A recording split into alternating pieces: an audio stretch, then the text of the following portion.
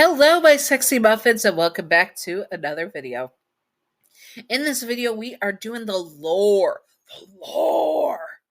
on Michelle, the sinner demon moth persona I have, which is here. Here she is. She's beautiful. She's gorgeous. She's stunning.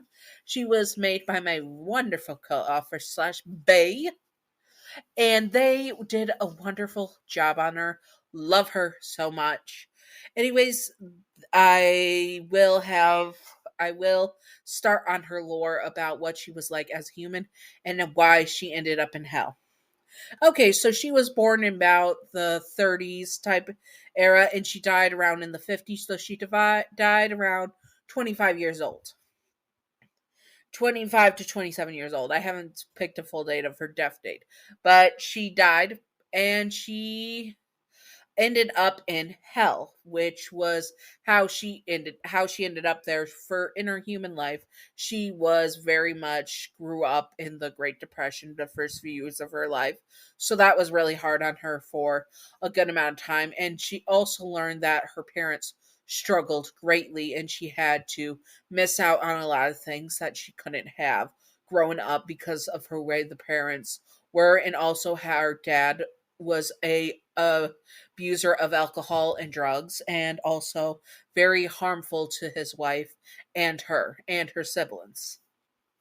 So when she turned 16 years old, she ran away from home because her father wanted to have her put into an arranged marriage. She didn't want that.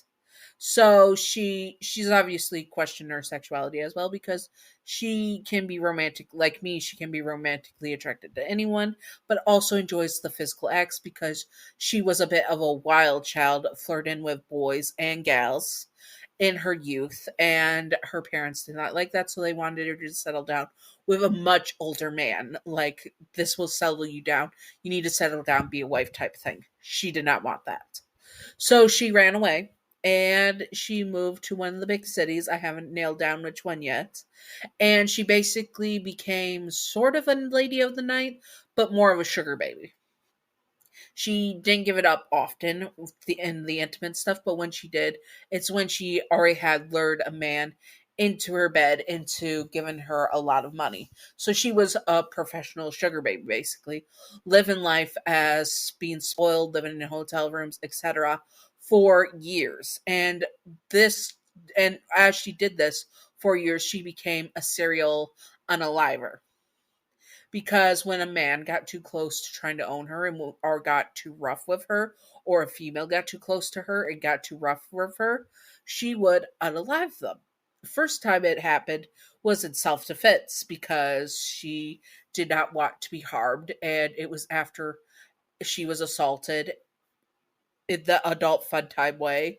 And so she ended up getting her revenge when he was sleeping and slit his throat, and she realized she liked the power it gave her and took the power back that she lost. So that is how she became a serial unaliver. And she sometimes, even when they did not get too close, would uh, end up ending their life and taking all their money and cards and etc. All that stuff. If they had cards in the 50s, I can't remember if they did off the top of my head, but would take all their money, their checkbooks, etc., and drain their accounts. And that's what she was, and that's why her sinner demon form is a moth, because she was a lady of the night and also would wear down men to get the things she needed. But the moth demon is very much lady of the night, and how she would go out at night and seduce these men and eventually unalive them. Eventually, she was caught and was prosecuted and sent to the electric chair, because at that point they confirmed that she had at least 15 men, much more, definitely much more, and that she had unalived. And she was one of a very of a hot topic because she went after wealthy, powerful men, and after she accidentally took off a political figure, and that's what got cops really getting into her case of figuring out who she is. So that's where she made her mistake. She eventually went after a political figure, and it backfired on her. And so she was in the electric chair, and she said the men got what they deserved because most of them were cheating on their spouses, leaving their families, and saying they would leave their families for her. So in her mind, they got what they deserved. They were adulterous men, whole harlots, and they got everything they deserved.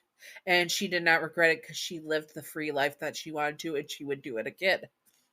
That is what happened. She got electrocuted, she got sent to hell, and she became a moth demon. And she became a moth demon. Now she is in hell, and she's very much still a lady of the night and a sugar baby. She seduces men and uses them for what she wants, but also she has gotten more powerful. And she does have pheromones that lure people in, like a perfume type thing. Like she has a natural scent. Unlike Valentino, which is saliva, is a natural scent that just makes people attracted to her, and she can increase it by fluffing her wrist and neck fluff because that's like just touch that, it just comes out more and it lures men in. And when men are kissing her neck, they or women are kissing her neck, or any non-binaries are kissing her neck, that triggers it more and gets them to be slightly influenced by her words. That is how she does it. So she is very good at what she does and very charming. She lives in hell, but eventually she will want to go to heaven. And in some in the stories I have done with her, well, the stories I do with Marie and Mark and my OC Michelle, that in the story that she would be, it would be a reverse harem type of thing.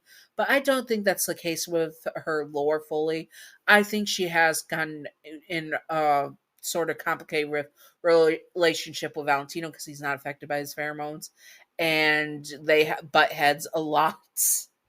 They butt heads a lot because she is just as manipulative as him and can be just as toxic as him, but she also is not into the R word that he does. So she has a deep hatred for that, but still would smash him regardless because he's hot.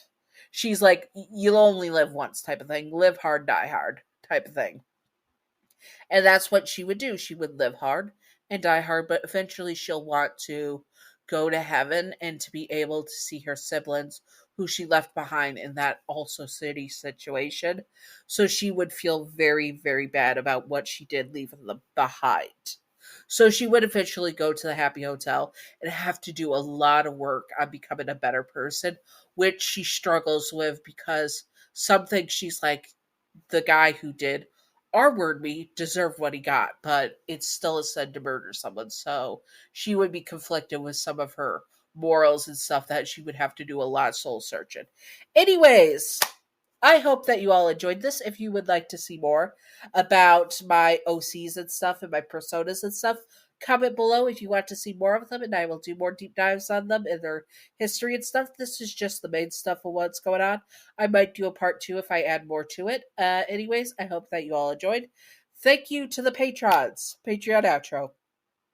Thank you, Gav, for being my first patron. You are wonderful, beautiful, stunning, gorgeous. And thank you for doing the human Valentina art.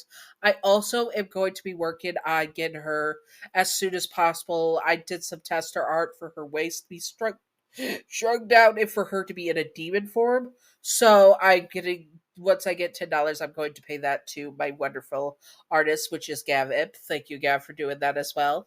And I will commission you for her demon form as soon as possible.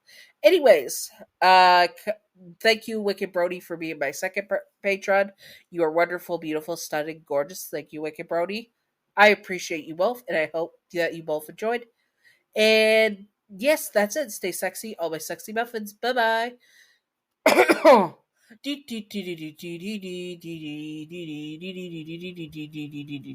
Secret outro time, secret outro time, secret outro time, secret outro. So the secret outro of the day is, if you were in hell, what would be the reason you ended up in Hazbin Hotel Hell?